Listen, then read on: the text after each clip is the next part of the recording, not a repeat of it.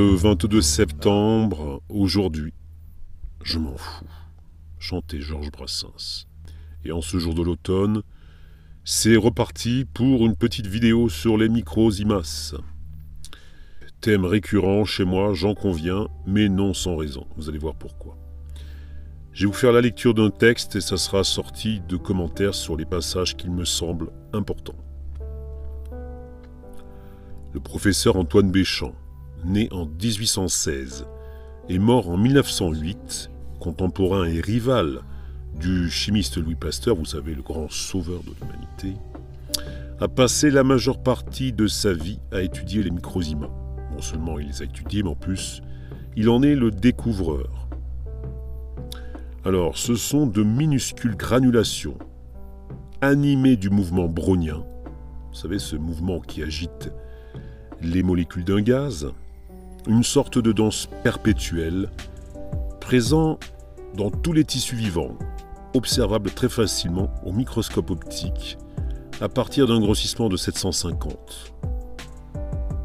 Chaque micros-IMA est quasiment éternel.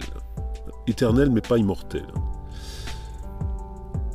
Béchamp a retrouvé des micros-IMA vivants dans des craies fossiles datant de plus de 12 millions d'années. Je ne dis pas immortel parce qu'on sait que Monsieur Louis Pasteur s'est ingénié à en nier l'existence et à les détruire lors de ses protocoles expérimentaux. Je l'ai déjà développé dans une vidéo.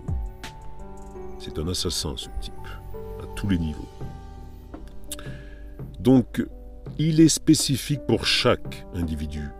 Le micros-IMA de Pierre n'est pas le micros-IMA de Paul. Ils ne sont pas interéchangeables.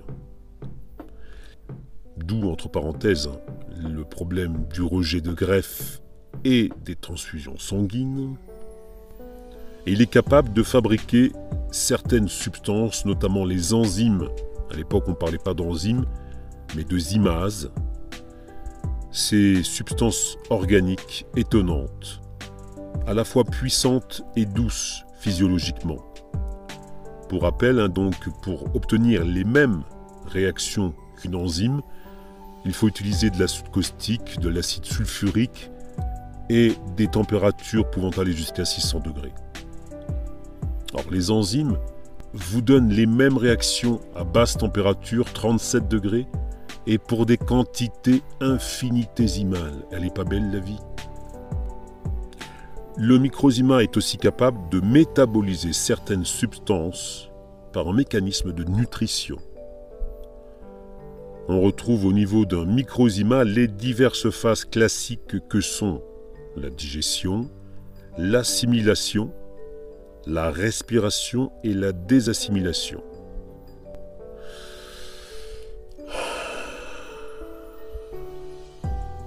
Est-ce que vous comprenez ce que je veux dire ?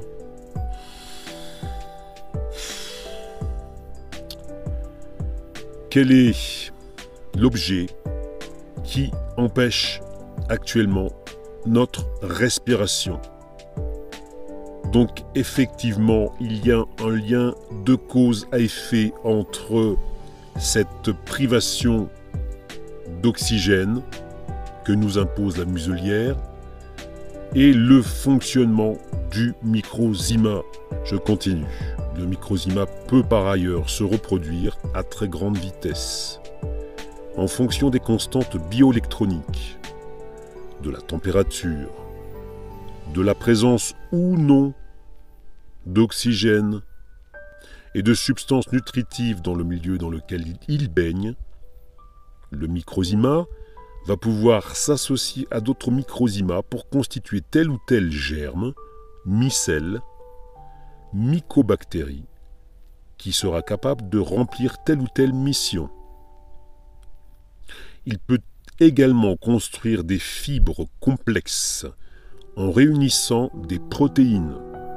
Par exemple, la fibrine du sang, qui comporte 95% de protéines pour 5% de micros-IMA. Et ça, c'est quelque chose sur laquelle je vais m'arrêter. Vous allez voir pourquoi. J'ai cherché le terme fibrine. J'ai lu sur Wiki La fibrine est une protéine filamenteuse issue du fibrinogène sous l'action de la thrombine lors de la coagulation sanguine. Elle appartient à la famille des protéines fibreuses. Il s'agit d'une des matières albuminoïdes du sang, qui en contient normalement 2 à 4%. La fibrine ne préexiste pas dans le sang. Elle n'apparaît qu'au moment de la coagulation. La coagulation est la transformation du fibrinogène soluble par la thrombine en fibrine insoluble qui conduit à la formation d'un caillot. Dans un caillot, la fibrine forme un maillage qui emprisonne les cellules sanguines.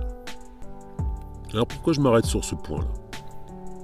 Il est tombé sur le net cette information que vous ne trouverez pas dans les médias, selon laquelle les médecins italiens ont pratiqué des autopsies sur des personnes donc décédées qui avaient été étiquetées co-Covid. La première nouvelle, c'est qu'ils n'ont pas découvert dans le sang des victimes de co-Covid. Ce qu'ont découvert donc ces médecins italiens, et notamment la présence de caillots dans le sang des victimes. Ce qu'on appelle la coagulation intravasculaire disséminée. Pourquoi c'est important? Parce qu'il y a un lien entre le microzyma, si vous voulez, et la coagulation sanguine. On pourrait se dire que si le microzyma est perturbé dans son fonctionnement, on peut très bien supposer qu'il se mette alors à produire de manière anormale de la fibrine.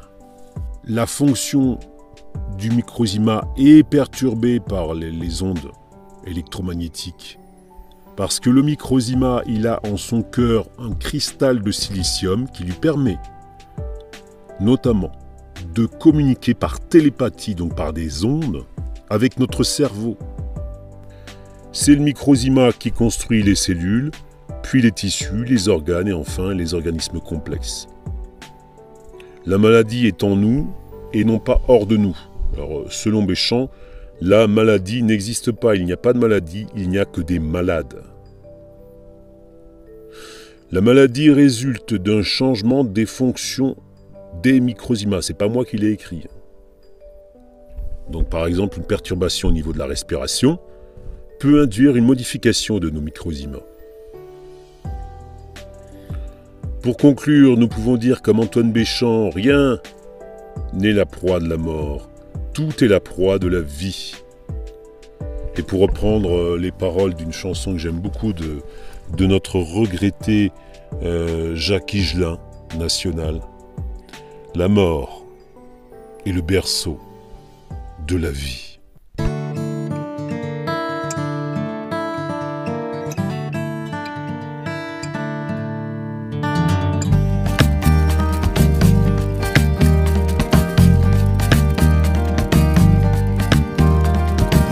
Heures sur 24, tournent les machines qui s'encrassent et se détraquent, se calaminent et souvent tombent en panne.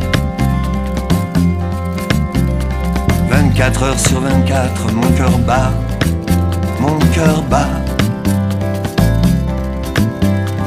Et quand il tombera en panne, surtout ne t'inquiète pas, car le tien continuera de battre comme le cœur de mes frères, d'amour et de colère, à travers le mien. Oh, oh, baby, la mort est toujours proche, la mort est toujours là.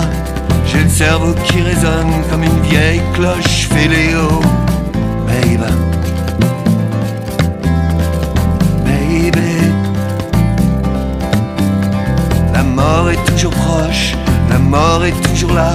Je comprends pas ce qu'on me reproche, ni qui je suis, ni ce que je fous là, mais babe, la mort est le berceau de la vie.